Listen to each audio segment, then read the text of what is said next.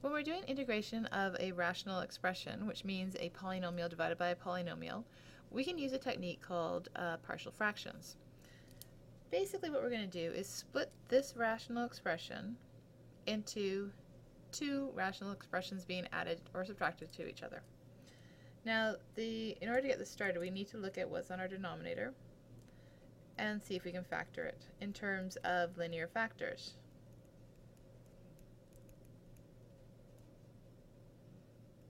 And again, linear is something in the form of ax plus b, mx plus b if you want to put that way.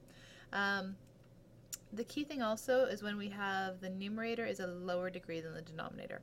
This is also where this is useful. If the numerator has a higher degree, if we use long division and break it into two parts, that also can work. But if we look at this initially, we can see that our denominator, we can write it as 1 over x plus 1, x minus 1. And what we're going to do now is see how we can actually split this up. So what we ultimately want is we want something that when I write it as x plus 1 is one fraction plus x minus 1 with a numerator that we do not know as of yet. When we add those two together, it's going to equal a numerator of 1. Now if we think about how we actually go through and work this, in order for this to work, when we have different denominators, technically to get the same denominator, you multiply this side, oops, x plus 1, in order to get the similar denominator.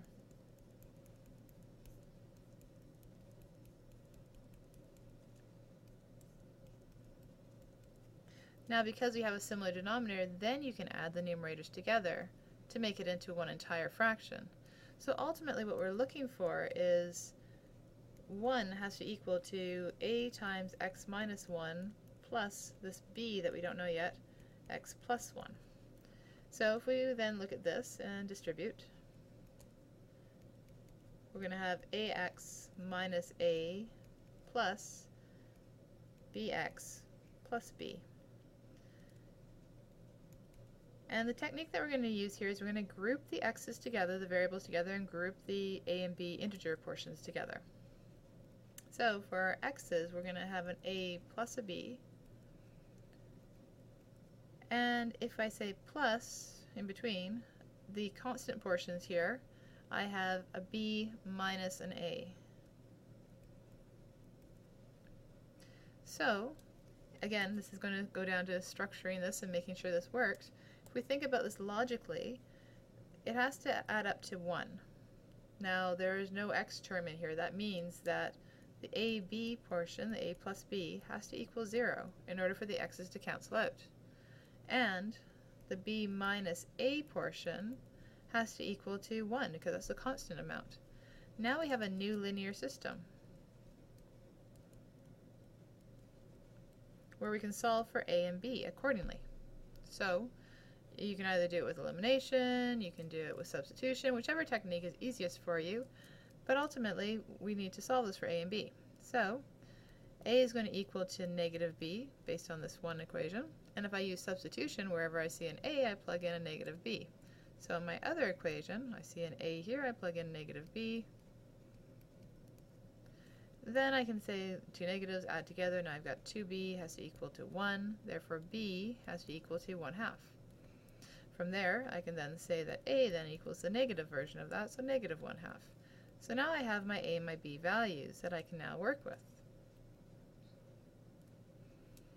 So my integral of 1 over x squared minus 1 is equal to the integral of, now my a is negative 1/2 over x plus 1,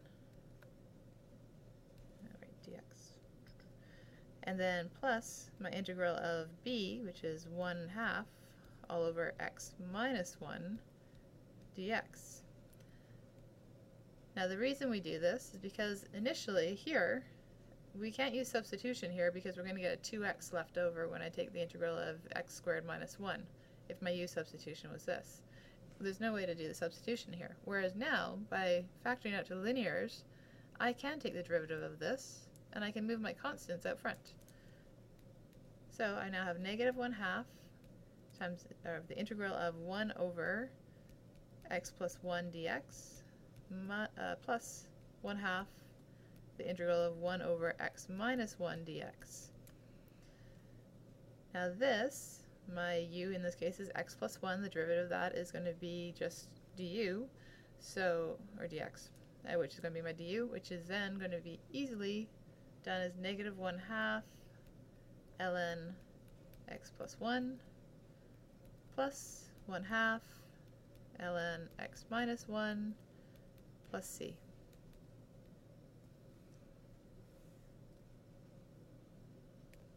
Now here's another example. We'll go through it again and look at what we can do to actually solve this one by splitting up into partial fractions.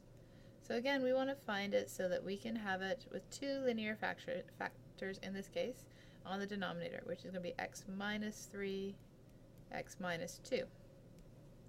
The difference is now I've got the 2x minus 1 as my numerator.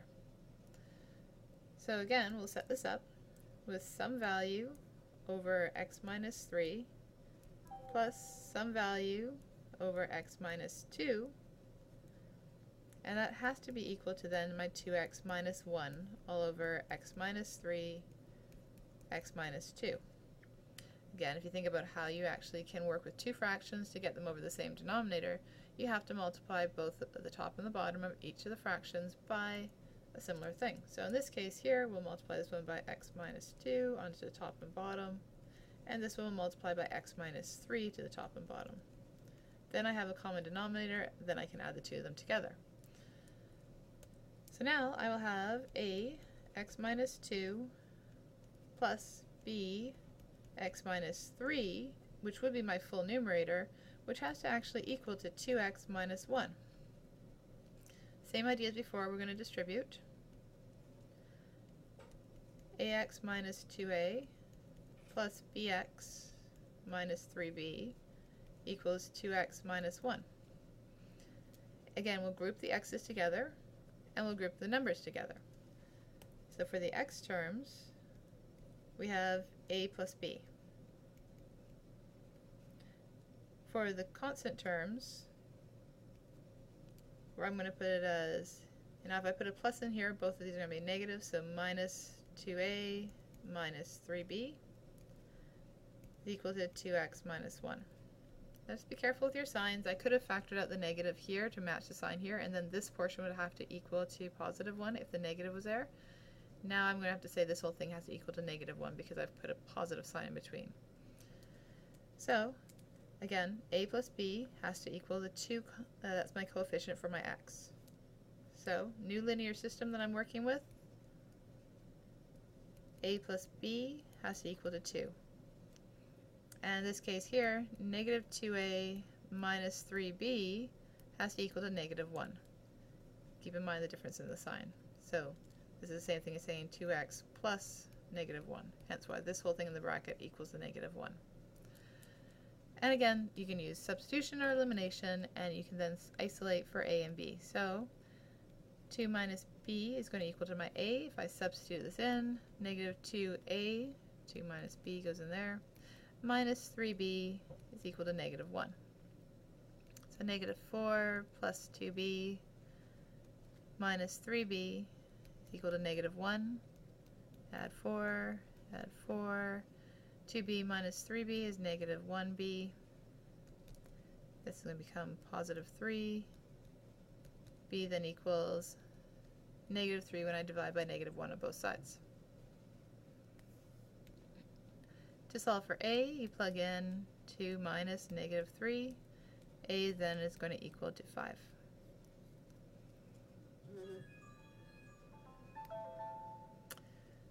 Then you're going to have to take the integral, and we're going to plug in both of these guys here. So my a is going to be 5 over x minus 3 dx plus the integral of b is negative 3, x minus 2 dx, which is then the same thing as the integral of this entire statement that we initially started with. Now same as before, constants you can bring out front. You're left with then x minus 3 dx minus 3 with the integral of 1 over x minus 2 dx. If I use u substitution here, my u would be x minus 3, my du would then just be dx, which works perfectly. Same thing here. So then you have 5 times ln x minus 3 minus 3, ln x minus 2 plus c. Now we're just going to talk quickly about what long division can do to help you out with this. When you have a higher degree on the numerator than on the denominator, you can actually use long division to simplify this a little bit.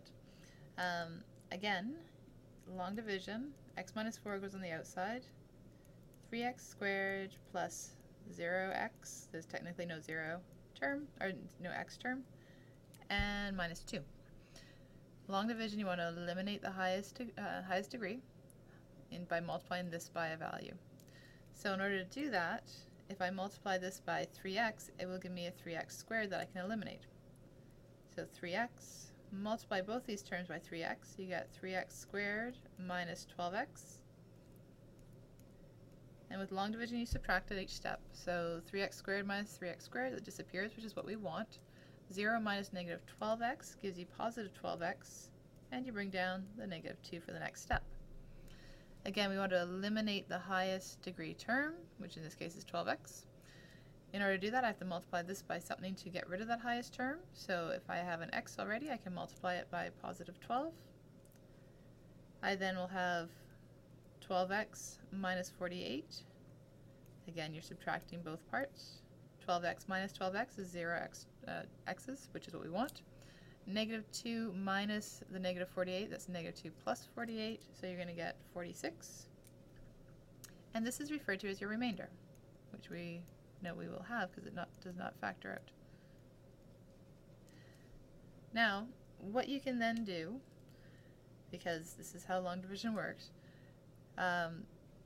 it's going to be x minus 4 multiplied by 3x plus 12 plus your remainder.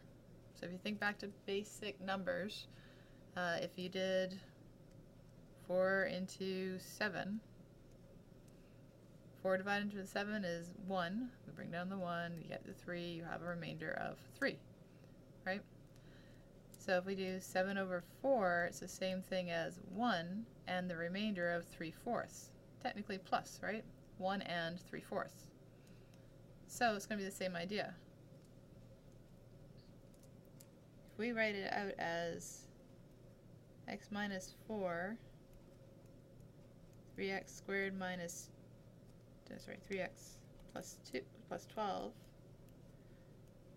plus your remainder, you can write that as one whole fraction. X minus 4. Just like here, you technically say 4 over 4 plus 3 over 4. This becomes your 1. So then this, the x minus 4 and x minus 4 cancels out on this portion only, but not on this portion. So then you're left with 3x plus 12 plus 46 over x minus 4. So you can then set up your integral, so it's the integral of 3x plus dx plus the integral of 12 dx plus the integral of 46 all over x minus 4 dx. The first two parts are easy. This one here, take the 46 out front. You've got a 1 over x minus 4, and you can go from there.